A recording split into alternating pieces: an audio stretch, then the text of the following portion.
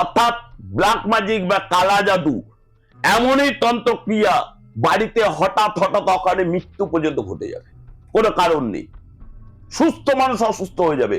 পশু পাখি যদি কেউ পোষে তাদের মৃত্যু ঘটতে শুরু করবে। মাছ, যেগুলো ধরো লোকে অ্যাকোয়ারিয়ামে মাছ পোষে, সেগুলো অকারণে মৃত্যু ঘটতে শুরু করবে। মানে ব্ল্যাক ম্যাজিক ক্ষতির থেকে ক্ষতি, তার থেকে চরম ক্ষতি, তার থেকে আরো চরম ক্ষতি, অর্থনৈতিক, সামাজিক, মানসিক, শারীরিক সব দিক থেকে শেষ করতে, কোনো দিক থেকে তুমি উঠে দাঁড়াতে পারবে না। আচ্ছা, কিন্তু এই ব্ল্যাক ম্যাজিক যারা করছে, ধরুন আমার কেউ ক্ষতি করলো, আমার রিলেটিভ হোক হোয়াটএভার, কেউ আমার ক্ষতি করেছে, এবার এইটাকে কাটাতেও তো ব্ল্যাক ম্যাজিকই লাগে না। তাহলে এটাকে কাটাতে গেলে তন্ত্রের দশমা বিদ্যাকে প্রয়োগ করে পঞ্চাঙ্গ শান্তি সত্যায়ন করে কাটাতে হয়।